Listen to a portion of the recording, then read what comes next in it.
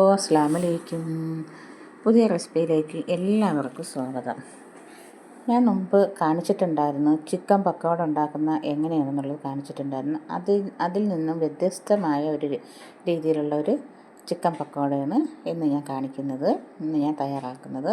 അപ്പോൾ അതെങ്ങനെയൊക്കെയാണെന്ന് നോക്കാം. ഇതിൽ മുളക് പൊടി, മഞ്ഞൾപ്പൊടി, ഉപ്പ്, കുരുമുളക് പൊടി, പെരുംജീരകപ്പൊടി എല്ലാം ഞാൻ ആഡ് ചെയ്ത് കൊടുത്തിട്ടുണ്ട്. അരമണിക്കൂർ റെസിപ്പി വെച്ച് അതിനുശേഷം ഒരു പാൻ വെച്ച് കൊടുത്തിട്ട് അത് നമുക്ക് ഇങ്ങനെ വേവിച്ചെടുക്കണം. നമ്മൾ പച്ചവെള്ളമല്ല വേവിച്ചെടുക്കുന്നത്, എണ്ണയിൽ നമുക്ക് വേവിച്ചെടുക്കണം.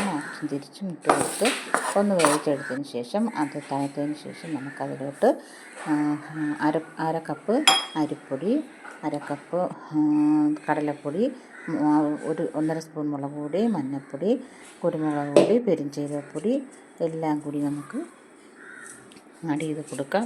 കൂടെ തന്നെ കായം കൂടി ആഡ് ചെയ്ത് കൊടുത്തിട്ടുണ്ട്. എല്ലാം കൂടി നമുക്കിനി ഒരു ചെറിയ ചൂടുവെള്ളത്തിൽ നമുക്കിനി നല്ലതുപോലെ ഒന്ന് കുഴച്ചെടുക്കണം. ഉപ്പ് ആവശ്യത്തിനുള്ള നമുക്ക് ആഡ് ചെയ്ത് കൊടുക്കാം. പുതിനയില ചേർക്കാൻ നിങ്ങൾക്ക് ഇഷ്ടമുണ്ടെങ്കിൽ മാത്രം ഇട്ട് കൊടുത്താൽ മതി, ഇല്ലെങ്കിൽ കറിവേപ്പില ആയാലും ആഡ് ചെയ്ത് കൊടുത്താൽ മതിയാകും.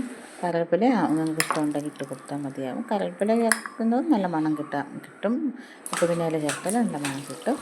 അപ്പോൾ വ്യത്യസ്തമായ ഒരു രീതിക്കാണ് ഞാനിന്ന് പക്കോട തയ്യാറാക്കുന്നത്.